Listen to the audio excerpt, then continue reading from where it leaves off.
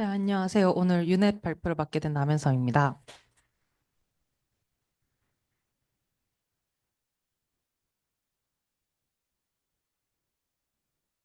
네, 목차는 다음과 같습니다. 네, 먼저 유넷의 탄생 배경에 대해서 먼저 알아봤는데요. 먼저 Recognition 태스크에서 사용되던 CNN은 이미지 전체에 대해 하나의 클래스 레이블을 출력하는 분류 문제에 집중됩니다. 하지만 바이오메디컬 이미지 처리에서는 병변이나 세포와 같은 작은 구조를 정밀하게 봐야 하기에 픽셀 단위의 세그멘테이션이 필요했습니다. 따라서 정확한 로컬라이제이션이 요구됐는데요. 이제 기존의 슬라이딩 윈도우 방식은 몇 가지 문제점을 수반하고 있었습니다. 우선 이미지 내 모든 픽셀에 대해 반복 수행이 필요했고, 과정에서 패치들이 겹치기 때문에 같은 영역을 여러 번 계산하게 됐습니다. 이런 중복 연산이 발생해 속도가 느리다는 단점이 있었습니다. 또한 큰 패치는 더 많은 컨텍스트를 제공하지만 위치 정보가 손실되고, 작은 패치는 위치 정보는 정확하지만 전체 맥락을 이해하기 어려워 정확도에 제한이 있다는 점이 발견됐습니다. 또한 이제 바이오메디컬 이미지는 여러 구조들이 복잡하게 얽혀 있는데요. 좌측의 이미지에서 볼 수 있듯이 미세한 세포들이 다닥다닥 붙어 있는 걸 알 수 있습니다. 이러한 세포 간 경계 혹은 얇은 막 구조들을 명확하게 분리할 수 있어야 합니다.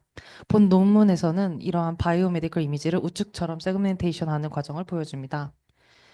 이제 본격적으로 아키텍처를 보기 전에 먼저 이미지 세그멘테이션이란 무엇인지를 알아보았습니다.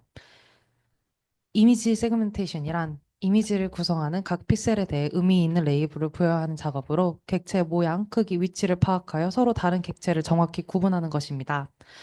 우측 하단에 첨부한 사진을 보시면 차이점들을 명확히 아실 수 있으신데요. 예시에는 클래시피케이션과 오브젝트 딕세션 그리고 이미지 세그멘테이션에 대한 내용이 제시되어 있습니다.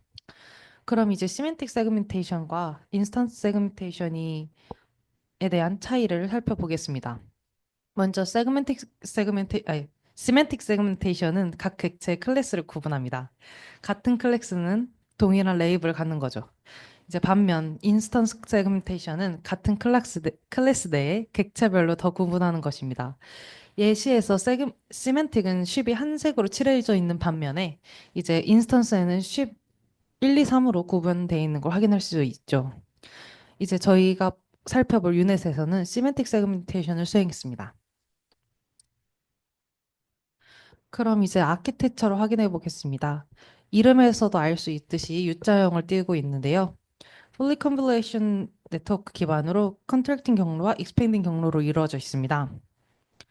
특징으로는 적은 데이터셋에 학습시켜도 더 좋은 성능을 도출 가능하고 정밀한 로컬라이제이션과 컨텍스트 정보를 동시에 활용한다는 점이 있습니다. 그럼 이제 각 구조를 좀 뜯어보려고 하는데요. 이제 우선 컨트랙팅 패스입니다. 축소 경로라고 하는 이 과정은 3 곱하기 3 컨볼루션을 두 차례씩 반복하고 여기에 렐루 활성화 함수를 적용을 했습니다. 그러고 나서 2 곱하기 2 맥스플링이 있는 구조가 반복됩니다. 여기서 다운샘플링을 계속하는데 이때마다 채널 수는 2배로 늘어나는 것을 확인할 수 있습니다. 그러고 나서는 익스펜딩 패스가 있는데요. 이 확장 경로에서는 이제 컨트롤팅 패스와 반대 연산으로 피처 맵을 확장하는 걸 알 수 있습니다. 각 단계에서 업샘플링이 수행이 됐는데 2 곱하기 2 업컨볼루션을 통해 피처 맵 사이즈를 늘리고 이제 축소 경로의 피처 맵과 콘캣해서 3 곱하기 3 컨볼루션을 두 번 반복한 후 렐루 함수를 적용하는 구조입니다. 이제 논문에 따른 마지막에 1 곱하기 2 컨볼루션으로 클래스 수만큼의 채널로 매핑을 한다고 합니다. 그러고 이 두 가지 경로 사이에 스킵 아키텍처가 있는 걸 확인할 수 있는데요. 이 스킵 커넥션은 이제 축소 경로에서 추출한 고해상도 피처 맵을 익스펜딩 패스로 전달하는 구조입니다. 이제 특히 유넷에서는 이 컨트랙팅 패스랑 익스펜딩 패스 간의 연결이 길게 연결된 롱 스킵 커넥션 형태를 가지고 있는데요.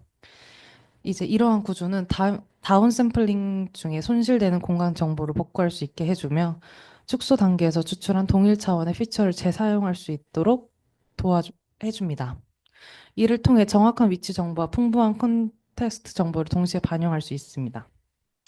결론적으로 이 스킵 아키텍처를 사용함으로써 풀링으로 손실된 공간 정보를 보완하여 위치 정보를 보존시켜주고 정확한 경계를 보완하여 미세한 구조나 경계 구분에 효과적이게 합니다. 또한 그레디언트 흐름을 원활하게 하여 학습을 안정화시키고 수렴 속도도 빠르게 해서 학습 안정성을 향상시켜준다고 합니다.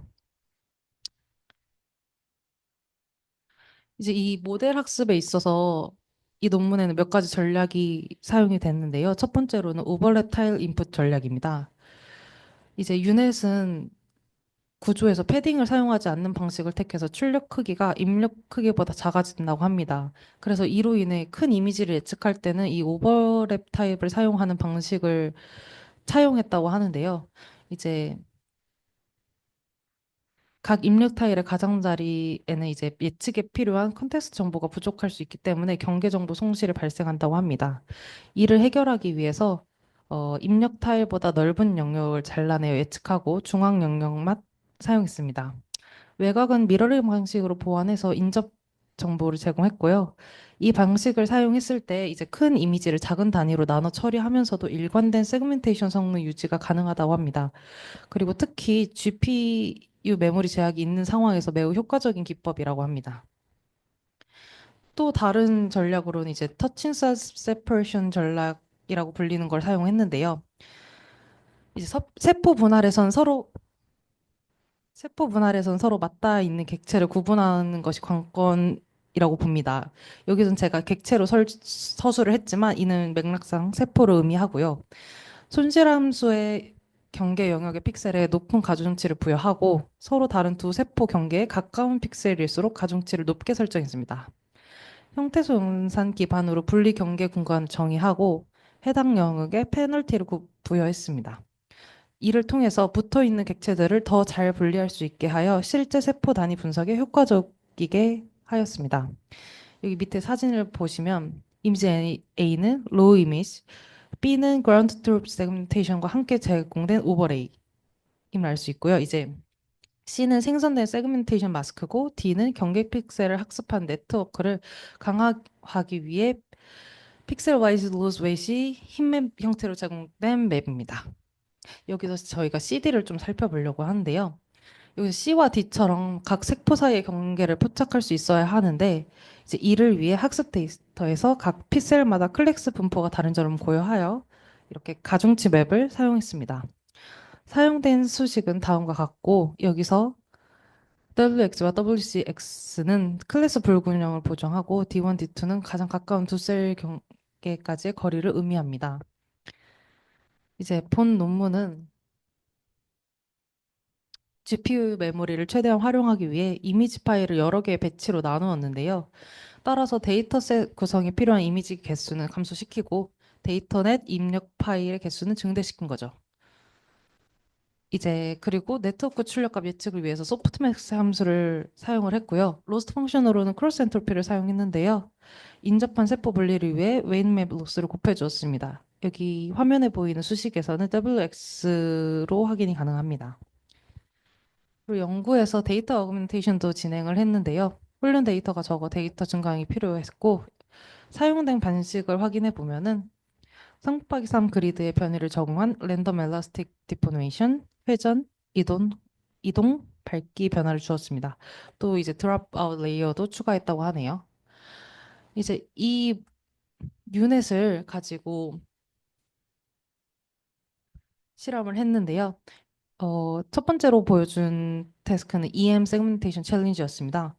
유넷은 이 대회에서 뛰어난 성과를 보였다고 하는데요. 이 대회는 전자현미경, 즉 EM, 이미지에서 세포 구조를 분할하는 과제를 주었습니다. 이제 유넷은 이 대회에서 큰 차이로 우승을 차지했다고 해요. 이 대회에서 유넷은 세포 간 경계를 정확하게 구분하는 능력을 보여주었는데 이는 방금 설명했던 가중치 손실 함수 덕분이었다고 합니다. 그리고 또 다른 성과를 보여줬는데 2015년도 셀 트래킹 챌린지에서 이제 광학현미경 이미지에서 세포를 분할하는 과제가 주어졌습니다. 이 대회에서 유넷은 세포 분할 및 추적 작업에서 우수한 성능을 보여주었고, 이제 유넷의 픽셀 단위 분할 능력과 적응량의 훈련 데이터로도 효과적인 학습이 가능한 특성이 의료 영상 분석에 매우 적합하다는 걸 증명해 내었습니다. 네, 유넷, 유넷은 다양한 바이오메디컬 세그멘테이션 어플리케이션에서 우수한 성능을 달성해 소량의 데이터로 정밀한 세그멘테이션이 가능함을 보여주었고요. 이제 다양한 바이오메디컬 태스크에 쉽게 적용이 가능할 뿐만 아니라 나아가 다른 분야에서도 쉽게 확장 가능할 것으로 기대된다고 합니다. 이상이었습니다.